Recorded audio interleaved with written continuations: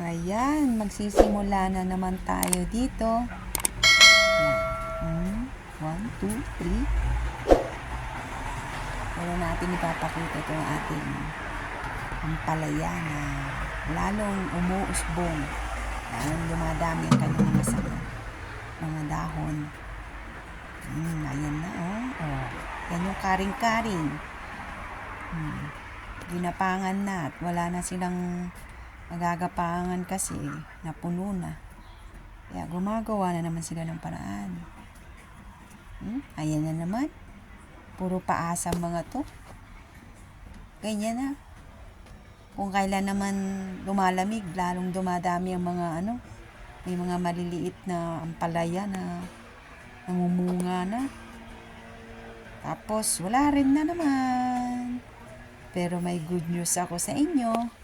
Mamaya, papakita ko. Ito na muna. Oh, diba? Ang liit-liit pa niyan.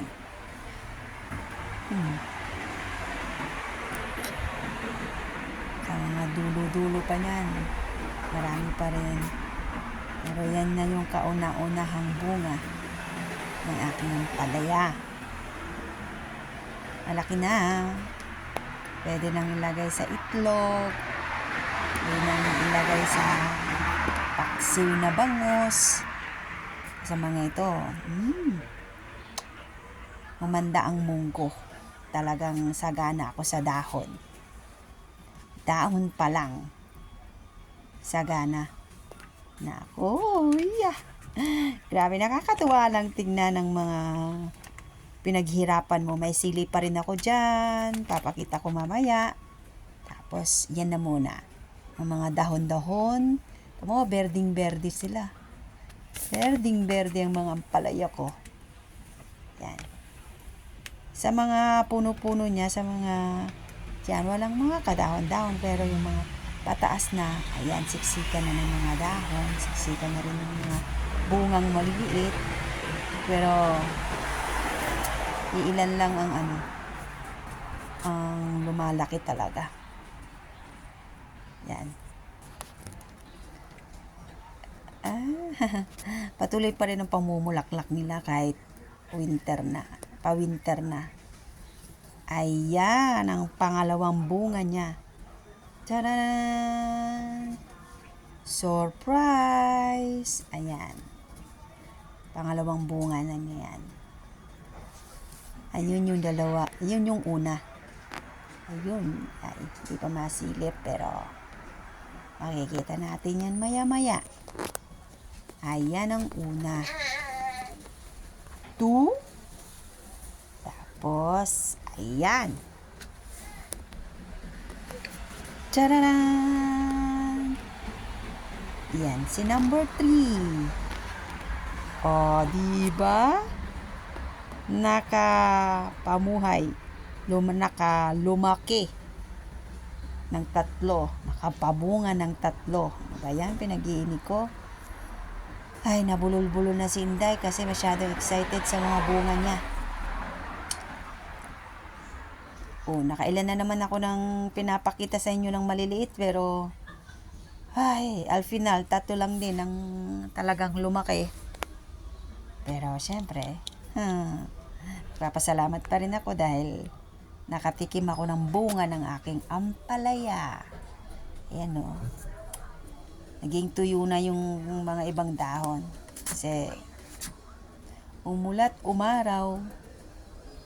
Pero, ayan. Madami pa rin naman ang dahon niya pataas.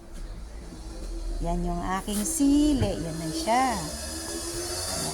Yung mga bulaklak na rin. Nasisimula na yung mga bulaklak. Pero wari ko hanggang bulaklak din to kasi yun na nga. Puro malamig na. Pero umaasa pa rin ang inyong kaampalaya na may kasili pa rin. Nahihintay ko bunga. Kahit nabubulol na naman talaga. Oo. Binhiin ko na ang mga sili. Okay na. Ito Yan, talagang bigo ako sa okra. Wala talaga akong naani ngayong okra. Malakas kasi ang ulan noong nakarang araw. Ayan. Nagkalat yung mga lupa dyan sa may gilid-gilid. Tapos yung dahon, nagkalat. O, basa-basa pa nga eh.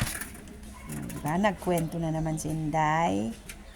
Yan ang okra na puro dahon lang. Hindi naman mauulam ang dahon. Ay. The weather is good. Lumabas na ang araw. Panibagong buhay, panibagong pag-asa. Yan. Taas namin, no? Nakasampay pa mga kalat na tuwalya para kami sa Pilipinas din. O, diba? Buhay Pilipinas. Yan. Ang dami na naman yung bunga. 1, 2, 3, 4. Marami. Yan. O. Mga bulaklak pa. Marami pa rin. Baliktad yata ito eh. Nung mainit, hindi nagbubunga ng marami. Ayan. Ang gulo kasi ng kamay. Yan. Diba? O, tulungan nyo na lang ako magbilang. Ayan, malalaki. Next time siguro yung video ko, ano na yan, hinog na. Mahigit 10 din siguro yon. Plus pa yung mga bulaklak niya. Wala akong sawang kakatingin at kakabidyo ng aking mga ampalaya eh. Mga dahon kasi nakakagaan ng loob. Ayan, panahon na para ano yan. Oh. Ang hirap ko pa nga yan tanggalin eh. Ang hirap mag-video mag-isa. Nako naman. Oh, sige, hila. Pag yan binigla mo naman kasi, lahat ng mga sanga-sanga ng ampalaya, mahihila ko. Kaya ayan, dahan-dahan lang, Inday. Yan. Oh. Abangan nyo ang susunod kong video at yan ay lulutuin ko na. Sa laking yan. Laki daw. Isang dangkal lang.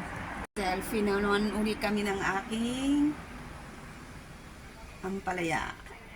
Selfie. Yummy.